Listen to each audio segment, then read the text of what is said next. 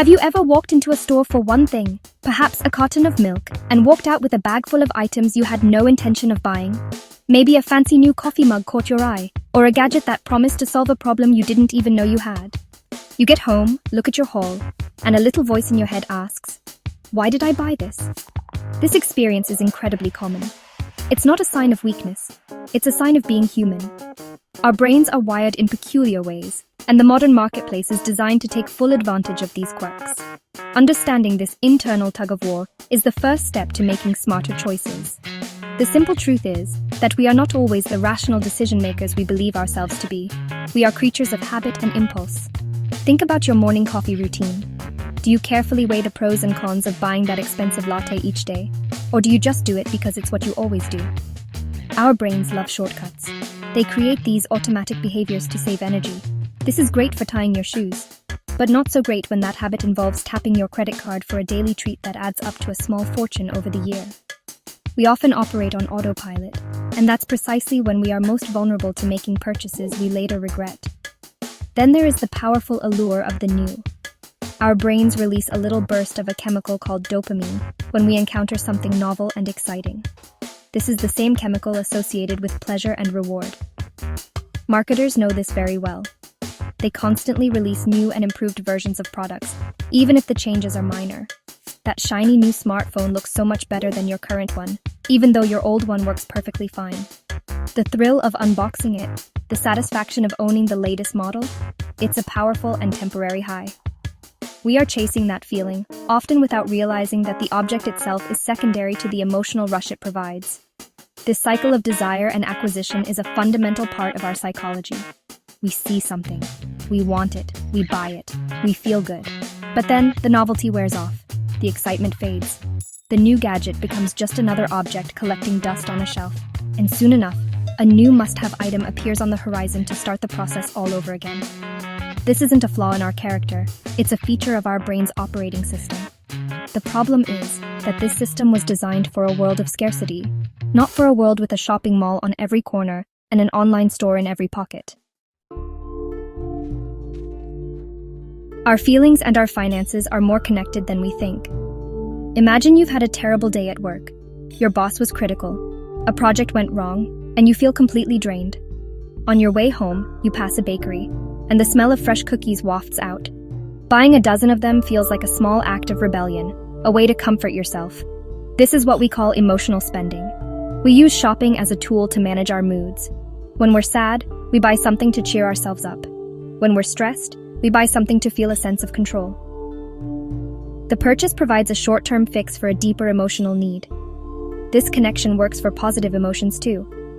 Have you ever gotten a promotion or celebrated a personal achievement? Often, the first instinct is to treat yourself. We link success with reward, and that reward frequently takes the form of a material object. We buy a fancy watch or an expensive dinner, not just because we want it, but because we feel we've earned it. The spending becomes a symbol of our success, a tangible trophy that proves our accomplishment. In these moments, logic takes a back seat to celebration. The price tag seems less important than the act of commemorating the good news with a purchase. The challenge is that making decisions when we are in a hot emotional state, whether very happy, sad, or angry, is rarely a good idea.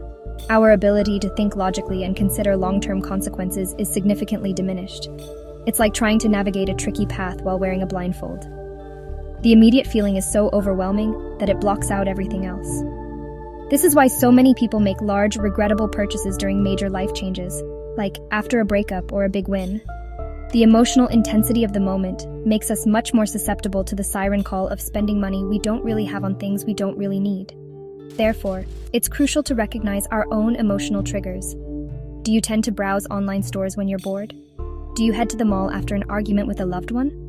Identifying these patterns is the first step toward breaking them. The goal isn't to stop feeling emotions. That's impossible. The goal is to separate the act of feeling from the act of spending. Instead of using your credit card as a bandage, you can find healthier and cheaper ways to manage your emotional state. A walk in the park, a call with a friend, or listening to your favorite music can often provide the same comfort without the financial hangover.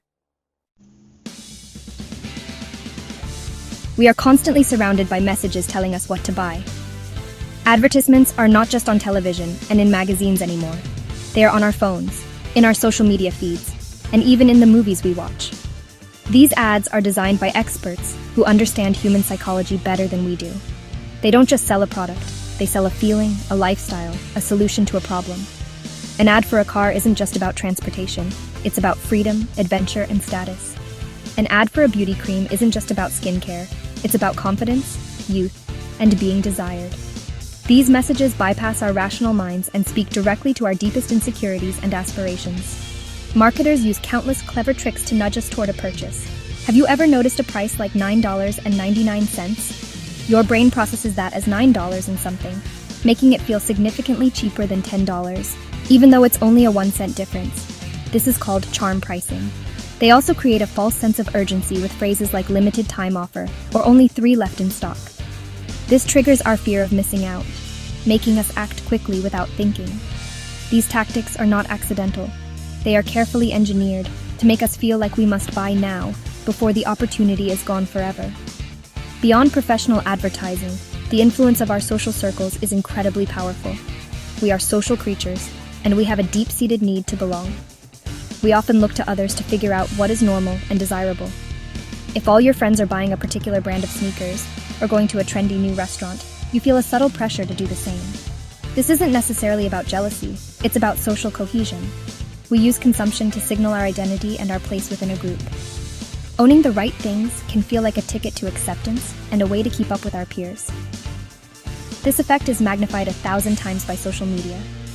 Platforms like Instagram and TikTok are essentially highlight reels of other people's lives and their purchases.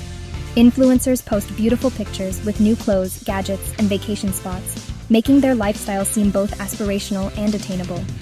We scroll through endless images of what we could have, creating a constant sense of dissatisfaction with what we do have. This comparison culture is a powerful engine for consumption. We start believing that we need these things to be happy, successful, or popular, not realizing we are comparing our real, messy lives to a carefully curated and often sponsored fantasy. So, how do we fight back against these powerful internal and external forces? The key is not to aim for perfection, but to become more mindful and intentional with our spending. One of the most effective strategies is to create a pause between the impulse to buy and the act of buying. The 24-hour rule is a great example. If you see something you want that isn't an essential need, wait a full day before purchasing it. This cooling-off period allows the initial emotional excitement to fade and your rational brain to come back online. More often than not, you'll find that the urgent need has completely disappeared by the next day. Another powerful tool is to clearly understand your why. Before making a significant non-essential purchase, take a moment to ask yourself a few simple questions. Why do I really want this? What purpose will it serve in my life a month from now? Is there something else I would rather do with this money, like save for a vacation or pay down debt? This simple act of reflection shifts you from being a passive consumer to an active decision maker. It helps you align your spending with your true values and long-term goals, rather than with a fleeting impulse or an advertisement's promise of happiness. It's also immensely helpful to make your spending more visible and tangible. In the age of credit cards and one-click payments, money has become abstract. We don't feel the pain of parting with it. Try using cash for certain categories of spending, like coffee or entertainment. When you have to physically hand over bills, you become much more aware of how much you are spending. Creating a simple budget isn't about restriction, it's about empowerment. It's a plan that tells your money where to go, so you can be sure it's being used for things that genuinely bring you joy and security. Ultimately, smart shopping isn't about depriving yourself of everything you enjoy. It's about making conscious choices. It's about finding the perfect balance between enjoying the present and building a secure future. By understanding the psychological traps that lead to overspending, we can navigate the marketplace with more wisdom and confidence.